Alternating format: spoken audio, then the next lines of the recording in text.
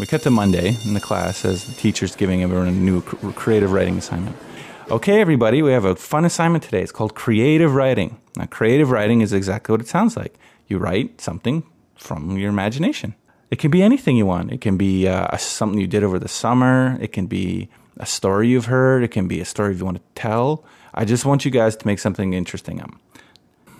Wendy's a little confused, doesn't know what story to write, so she starts thinking. And she thinks about the story that she tells her brother every night. So she starts writing the story down.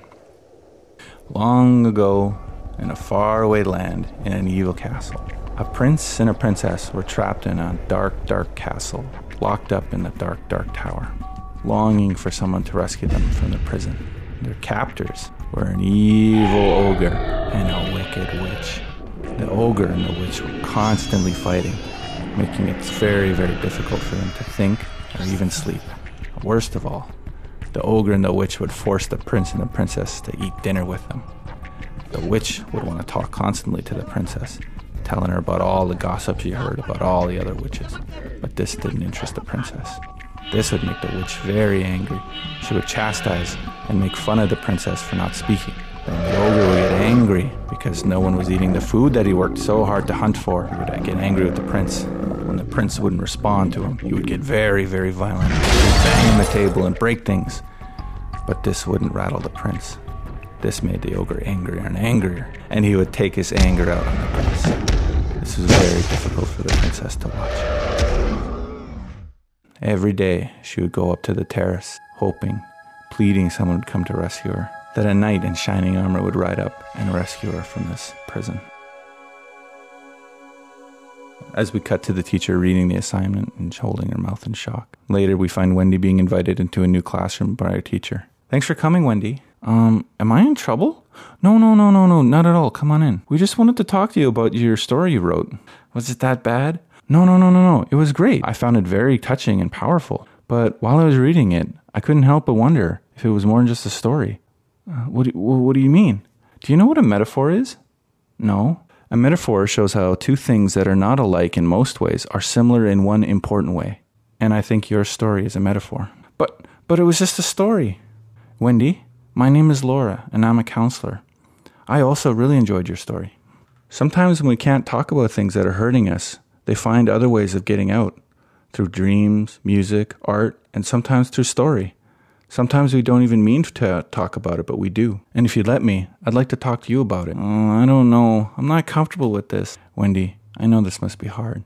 But not only as your teacher, but as your friend, I hope you trust me enough to know that I wouldn't be talking about this if I didn't think it would help. Believe me, I was just like you when I was your age. Really? Yeah, I couldn't talk to others. I found it difficult to make friends. I even chewed my nails till they bled. And talking about it helped. It breaks my heart to see you going through the exact same thing.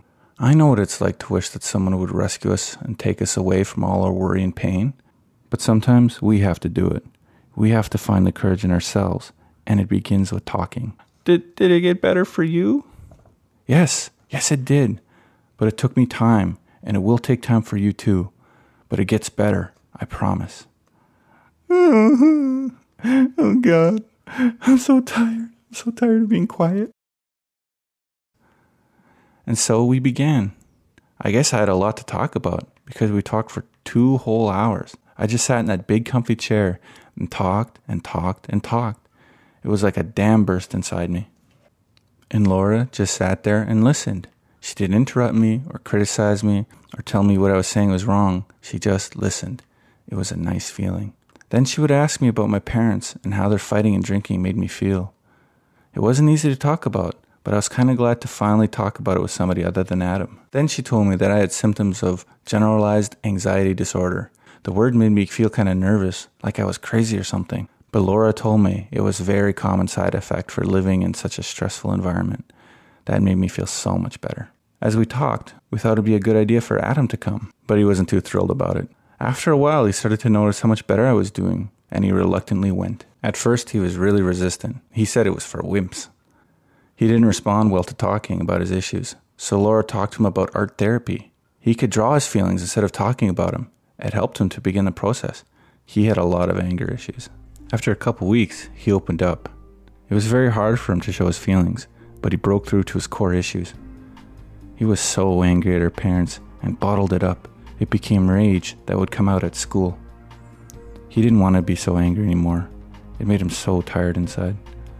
The more he and Laura would talk, the more he would let out his feelings, and he got so much better. Laura even went and talked to the coach for him, and the coach let him back on the team. And he made up with his best friend Terry. They really missed each other. Things got easier for me. After a while, I wasn't afraid to answer questions anymore. My teacher was so proud of me. Joey noticed me again, and this time I wasn't chewing my nails.